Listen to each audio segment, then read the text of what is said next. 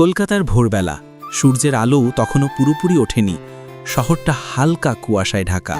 ট্রাফিকের আওয়াজ, চায়ের দোকানের কাপে ধোঁয়া উঠছে, আর দূরে রিকশার টুংটাং শব্দ। এর মাঝেই আমি প্রতিদিনের মতো অফিসে যাওয়ার জন্য বাস ধরলাম। জানালার পাশে বসে বাইরে তাকিয়েছিলাম।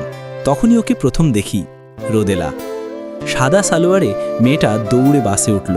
চুলগুলো এলোমেলো, মুখে একটু ক্লান্তি, কিন্তু চোখে এক অদ্ভুত শান্তি। ওর চোখের দিকে তাকিয়ে আমার মনে হলো আজকে সকালটা অন্যরকম হবে। ও পাশের সিটে বসে জানালার বাইরে তাকিয়ে রইল। মাঝে মাঝে বাতাসে চুল উড়ে এসে ওর মুখ ছুঁয়ে যাচ্ছিল। আমি চুপচাপ তাকিয়ে রইলাম, কিছু বলিনি। শুধু মনে হচ্ছিল এই মেয়েটার উপস্থিতিতেই সকালটা নতুন হয়ে গেছে।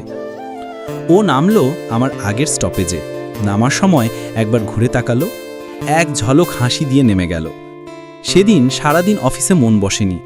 ওর সেই একচিলতে হাসিটা যেন চোখের সামনে ঘুরছিল বারবার। এর পরের দিনগুলোতেও ওকে নিয়মিত দেখতে পেতাম, কখনো বাসে, কখনো স্টপেজে। আমি মনে মনে ভাবতাম একদিন না একদিন কথা বলবো। অবশেষে এক সকালে সাহস পেলাম। আমি হেসে বললাম, আপনি কি প্রতিদিন এই বাসেই যান? ও অবাক হয়ে বলল, হ্যাঁ, অফিসে যাই। আপনি?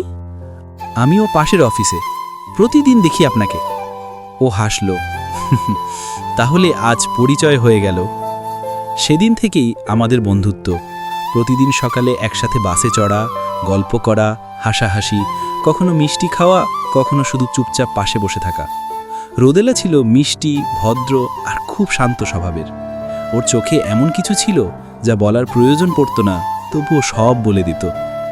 একদিন কফি খেতে খেতে ও বলল, ভালোবাসা মানে শুধু আমি তোমায় ভালোবাসি বলা নয় তাহাজিদ। ভালোবাসা মানে কারো জন্য একটা সকাল সুন্দর করে তোলা। ওর এই কথাটা আমার বুকের ভেতরে গেঁথে গেল। সত্যিই তো, ওর হাসিটাই আমার সকালকে নতুন করে বাঁচাতো প্রতিদিন। দিন গড়ালো, সম্পর্ক গভীর হলো, কিন্তু জীবন তো সবসময় একরকম থাকে না। একদিন ও জানালো, আমাদের বাড়ি থেকে একটা প্রপোজাল এসেছে। বাবা চায় আমি বিদেশে গিয়ে সেটেল হই। আমি থমকে গেলাম, বললাম, তুমি যেতে চাও? ও চুপ করে বলল, জানি না, কিন্তু বাবা মার আশা ভাঙতেও পারি না। সেই রাতে আমার ঘুম আসেনি। জানালার বাইরে বৃষ্টি পড়ছিল। মনে হচ্ছিল প্রতিটা ফোঁটা যেন আমার ভেতরের অশ্রু। রোদেলাকে হারানোর ভয়টা বুকের মধ্যে কেমন জানি ভার হয়ে বসে গেল। ওর যাওয়ার দিন এয়ারপোর্টে গিয়েছিলাম। বৃষ্টি ভেজা সন্ধ্যা, হাতে একটা ফুলের তোড়া। ও আমার সামনে দাঁড়ালো, চোখে পানি চিকচিক করছে। তুমি কাঁদছো? আমি হেসে বললাম, না রোদেলা, শুধু চোখে একটু বৃষ্টি পড়েছে। ও আমার হাতটা ধরে বলল, তুমি আমার সকালটা সুন্দর করে দিয়েছিলে তাহাজিদ। যেখানে থাকি না কেন, তোমার স্পর্শে সকালটা মনে পড়বে প্রতিদিন। ওর প্লেন উড়ল। আমি শুধু আকাশের দিকে তাকিয়ে রইলাম। মনে হচ্ছিল আমার সকালগুলো ওর সঙ্গে চলে গেল। 5 বছর কেটে গেল। আমি এখন এক বড় কোম্পানিতে কাজ করি, কিন্তু মন যেন কোথাও হারিয়ে গেছে। সকালে অফিসে যাই, কফি খাই, কাজ করি, কিন্তু প্রতিটা সকালেই মনে হয় কিছু একটা নেই। যেন সেই রোদেলা নেই বলে আলো ঠিকমতো ওঠে না। একদিন অফিসের সামনে দেখি একটা গাড়ি থামল। দরজা খুলে নামলো রোদেলা। আমি বিশ্বাসই করতে পারছিলাম না। ও হাসল, ঠিক আগের মতোই। ও বলল, তুমি বদলাইনি একটুও। আমি মৃদু হেসে বললাম, তুমি ফিরে এসেছো, এতেই সব বদলে গেছে। রোদেলা নিচু গলায় বলল, আমি বুঝেছি, দূরত্বে থেকেও হৃদয়ের যোগাযোগ ভাঙে না। আমার সকালগুলো আজও তোমার নামেই শুরু হয়। সেদিন সূর্যটা যেন নতুন করে উঠেছিল।